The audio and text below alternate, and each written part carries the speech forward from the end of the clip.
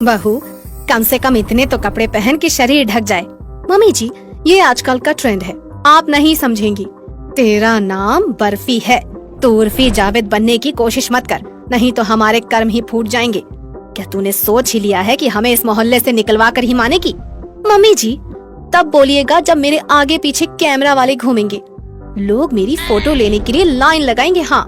Barfi short dress पहने हुए मटकते हुए अपने कमरे में चली जाती है। कल के लिए कुछ न्यू ड्रेस बनवा लेती हूँ, हर जगह मैं नजर आऊंगी। चलो चलती हूँ मास्टर जी के पास। बर्फी शहर के सबसे बड़े मास्टर के पास जाती है और कहती है, ओह मास्टर जी, मुझे अर्जेंट में एक ड्रेस बनवानी है। अभी मुझे परेशान मत करो, मेरे पास टाइम नहीं है। मास्टर जी, आप तो ऐसे कह रहे हैं जैसे सही में मनीष मल्होत्रा हूँ। सब आपको इस शहर का मनीष मल्होत्रा कहते हैं, लेकिन आप हो नहीं। आप इस बर्फी का ड्रेस बनाने से मना करें, एक दिन आप बहुत पछताओगे। हाँ। तुम बर्फी हो, कोई उर्फी जावेद नहीं जो इतने तेवर दिखा रही हो।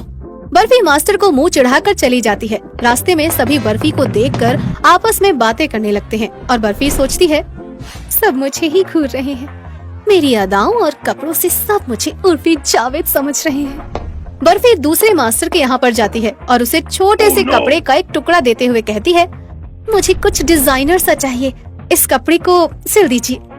मास्टर कपड़ा देखकर मन ही मन सोचता है, ये कपड़ा है या कोई लीरा, इससे तो मैं अपना रुमाल भी न बनाऊं। ये तो उर्फी जावेद की भी माँ लग रही है। मास्टर जी, क्या सोच रहे हैं? सिलना शुरू कीजिए, मुझे कल ही पहनना है।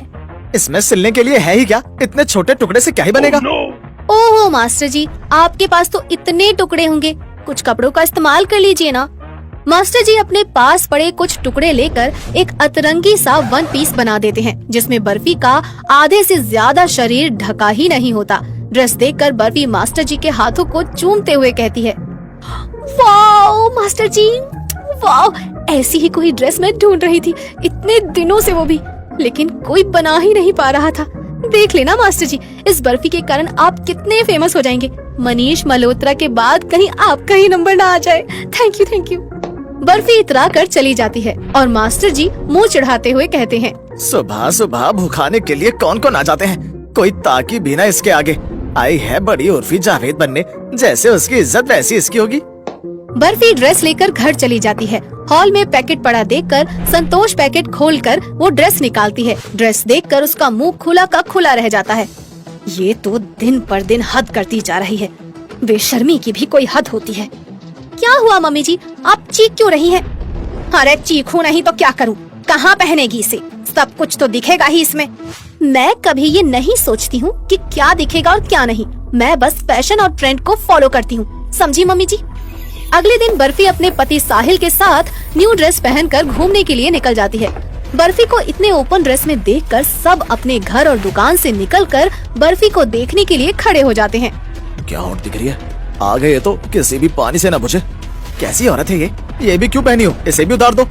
लोग बर्फी और उसकी ड्रेस पर अलग अलग टिप्पणियां करने लगते हैं। तभी कुछ मीडिया वाले वहाँ पर आ जाते हैं और बर्फी की फोटो लेने लगते हैं। फोटो क्लिक करवा के बर्फी खुशी से पागल हो जाती है। फिर मीडिया वाले उसका इंटरव्यू लेने लगते हैं। मैडम, आप किसी सेलिब्रिटी से कम नहीं दिख रही हैं, आपको देखकर तो उर्फी जावेद भी एक बार कम पड़ जाए। ये सब आप लोगों का प्यार है बस। तभी लोगों की भीड़ में से एक आदमी आता है और कहता है, जो पहना है वो भी उतार दो, कैसे कैसे कपड़े पहनकर आ जाती हैं। तीखे कमेंट सुनकर बर्फी आग बबूला हो जाती है और कहती है, मेरी बॉडी है, मैं जो पहनूं जैसे पहनूं, किसी को मेरे ऊपर कमेंट करने का कोई राइट नहीं है। मुझसे जलने वाले बहुत हैं।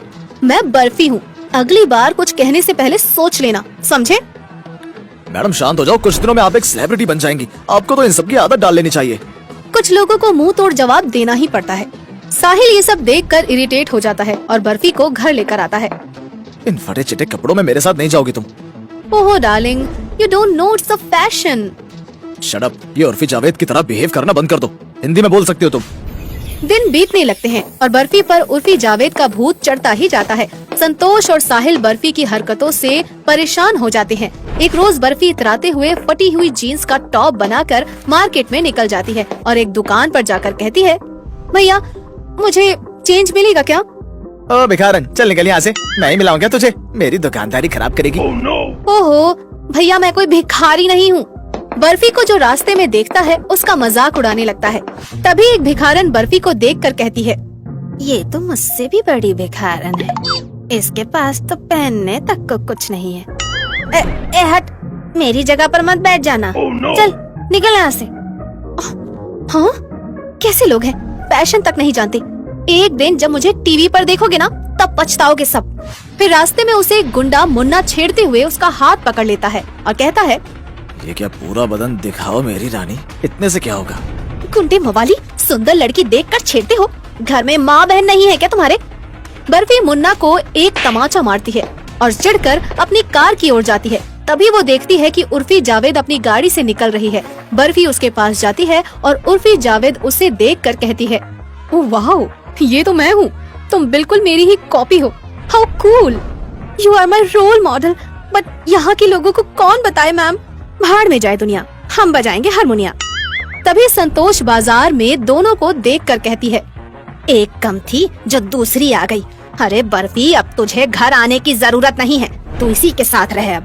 संतोष बर्फी को अपने घर से निकाल देती है और उर्फी जावेद कहती है, मैं तो यहाँ से जा रही हूँ, लेकिन बहन तुम इस शहर में मेरे नाम को खत्म होने मत देना, चाहे इसके लिए तुम्हें कुछ भी करना पड़े। एक दिन मेरी तरह तुम भी लोगों की नजर में आ जाओगी, समझी? Good luck. उर्फी जावेद चली जाती है और इधर बर्फी अकेले रहने लगती है और अतरंगी कपड़े पहनकर इधर उधर घूमने लगती है। तभी मुन्ना गुंडा बर्फी को किडनैप कर गाड़ी में डालकर ले जाने लगता है। अब मैं तुम्हें अपना बनाकर रहूंगा। उस दिन तो तुम बच गई मुझसे, अब तुम्हें कौन बचाएगा उर्फी जावेद? बचाओ, कोई है, प्लीज हेल्प मी, बचाओ। बर्फी की आवाज सुकृति सुन लेती है। लगता है बर्फी कोई मुसीबत में फंसी है, मुझे उसकी मदद करनी होगी। सुकृति बर्फी की गाड़ी का पीछा करती है और जहाँ मुन्ना उसे छुपाता है वो जगह देख लेती है। सुकृति, पुलिस को कॉल कर, नहीं तो ये गुंडा बर्फी की जान ले लेगा। सुकृति फोन कर पुलिस को बुला लेती है और पुलिस मुन्ना को अपनी हिरासत में ले लेता है और बर्फी बच जाती है। मुझे अपनी गलती का पछतावा हो रहा है। मैं उर्फी जावेद बनने के चक्कर में भूल ही गई कि मैं किसी की बहू हूँ और किसी की पत्नी हूँ। मुझे कोई उर्फी जावेद नहीं बनना। तुझे समझ आ गया ना, ये ही बहुत है। बर्फी अपने ससुराल चली जाती है और संतोष और साहिल से माफी मांगते हुए कहती है, मैं बस इस घर की बहू बनना चाहती हूँ मम्मी जी, मुझे माफ कर दीजिए। साहिल और संतोष बर्फी को माफ करके उसे वापस अपना लेते हैं।